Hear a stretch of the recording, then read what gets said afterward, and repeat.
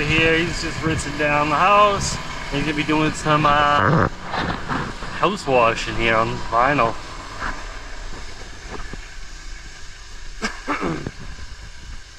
Yeah, first job of the day. Ugh. So yeah, a little raised ranch house here. Nothing too crazy. It's a recurring customer. But today we are looking at doing this little section of roof right here. And we're going to be doing these 8 sections of fence. Both sides. So let's get to it.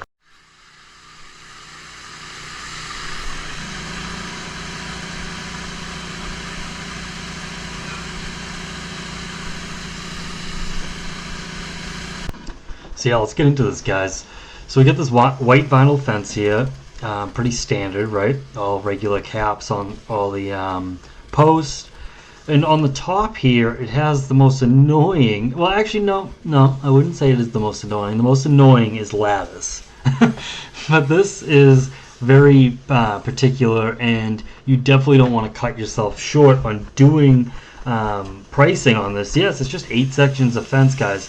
By the time Callum was done with the whole entire house, he's got an 8-gallon per minute machine. And yeah, you guys, oh, I would have just soaked that up and came back at the end and rinsed it. Yeah, that's good, but you know, I want this thing to be looking great. So when I get that yard sign out right in front of this fence, this thing, it doesn't even have one speck of anything on it. Yes, not every fence is going to be perfect, and you know, you may have a speck or two, right? But we want this thing looking great. And luckily we don't have just solid grass up to it, and we don't have bushes all over it, surprisingly, right? We have those 2 hydrangea bushes there at the very ends of each fence. But yeah, I mean, we just wet those up, spray the whole thing, then we wet them again. I just had Callum wet them, and then after I'm done spraying this, guys, I'm actually just using 6%. You could use 3%. You could even use, you know, some downstreaming, but there is lichen on it, and there's that real dark mold. So while I let it get some dwell time, I have this little roof here that I have to spray. So boom, I got my 6% out. Another reason of using the 6%. And just crank it right onto this little roof, be all done with it, right? And then we're gonna pull out our blue hose, rinse it down, and see what we got going on, right? Like, cause you let that dwell for around 10 minutes, then you hit it all up with a pressure washer or your soft wash system. In this case, I'm using it, this would be a soft wash system, this Gould's booster pump here, but this is just our fresh water pump, 10 gallons per minute, 150 working PSI. So when you're actually holding the trigger down like I am right here, that's 150 PSI coming out of a gun. So we have a low pressure wash, but also gives you something a little bit more than what a 12 volt would be giving you pressure wise. Gallons wise, it's giving you the bucket, right? It's giving you a whole pressure washer full of water.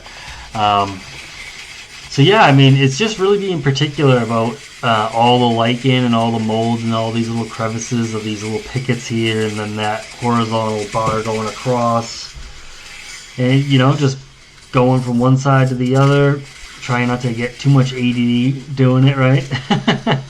And yeah, then obviously, you know, keep rinsing your plants. Always be wetting plants, always be wetting grass. If you're not doing something, you should be wetting things, right? And right here, guys, pulling up the pump sprayer. Had a few pieces of lichen here and there, some black mold still on the fence. You're going to have that when it's real nice and thick like it was on this fence here. This wasn't the worst fence. It was actually pretty decent.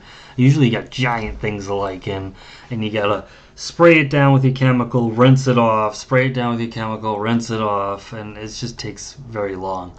And again, this is why I shouldn't be out here just charging $5-10 for a panel of vinyl, especially if you see it beforehand and you see how bad it could be or how long it could take you. Because I mean, that vinyl over there that Callum's doing, nice easy mold, you know, green algae, just boom, done, right? This, man, you need that heavy duty sauce on it, guys, you know? And then you gotta treat it a couple times. So then I'm gonna let this sit on for another 10 minutes and rinse this off too. So let's get that going right here. So we waited 10 minutes. Now we're just rinsing it down. Like I said, this is 2 times the speed, guys, so it's a little bit quicker than normal.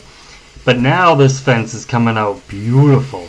Every little like crevice there is on all these little pickets, they all look great. There's no lichen sitting on here anymore. This thing is looking brand new. Takes a couple applications sometimes, but it is what it is, guys, right? Sometimes you gotta do a little extra work that you didn't know about. And but yeah, let's get to this next project, guys. Alright, guys, we're gonna be doing this roof here, front and back. But we're also taking off some gutter guards, so we got a drill. All set. Callum's bagging up some spouts. Go up there, sweep off these sticks, and yeah, take these gutter guards off permanently because they're junk. So like I was just saying, guys, I'm just speeding this up, showing you guys a little bit of brushing action. Getting all these sticks off, all the heavy moss, not really too much heavy moss, but mainly all these sticks and debris all off the roof. Yes, we could have used a leaf blower, but that's what happens when you don't bring it today, right? So we're up here with the brush.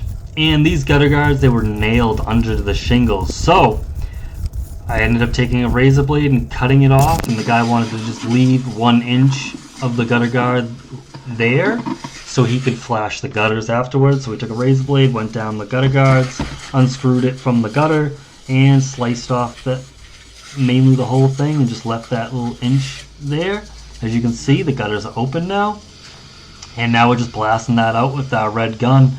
And yeah, this is not that much pressure, so when I'm hitting the roof, we're not destroying or disturbing the roof. We're just kind of rinsing down all the debris that's coming out of the gutter all over the roof, all over the deck. And yes, I'm able to press the trigger all the way down and blast stuff off the deck. But when you fan it out, the pressure goes way down. So here it is. Cleaning out all this mud. These gutter guards actually did work pretty decently, I will say.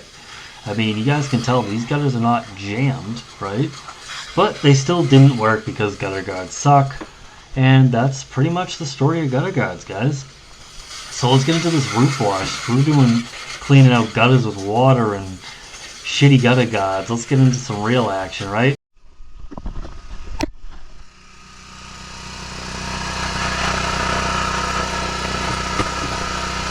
We got water, we got our SA, pump on. Got my remote. What time it is, guys?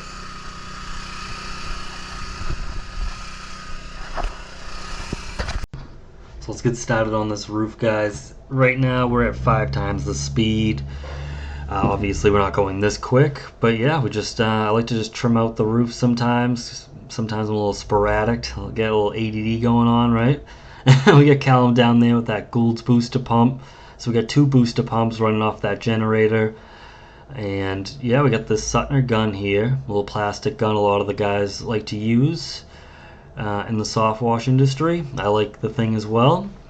I usually was always just turning the ball valve open with a tip at the end, but I've been recently kind of liking the gun, right? Because if you do drop it and you have the ball valve open, luckily I have Callum down below so he can help out, but you know, it's not like spraying bleach all over the yard and everything if you drop it, or just, you know, just a good safety thing to have, right? And I like it too, so when you're at the top of the ladder, you can just tap it a couple times instead of getting splashed all in the face, as you guys probably know that do some roof washing. Yeah, so it's nice. And that adjustable tip kind of just brings me back to the old days, using the Gilmore gun and the Gould's booster pump for applying mixes on houses and stuff like that, you know? Because you didn't have an 8 gallon per minute pressure washer, you had the big booster pump you did everything with, you know? Obviously they made 8 gallons then, but still, you know, that's what people were using back in the day, guys. And the booster pumps have always lasted a long time. It's just, you know, people decided, hey, yeah, I see this gas pump people using for pesticides, and decided to use it for soft washing, you know? Shit like that.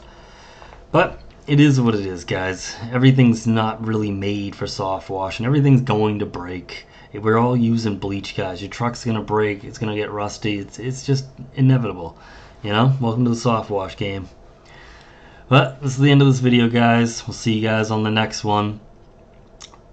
Please like, comment, subscribe. Peace out.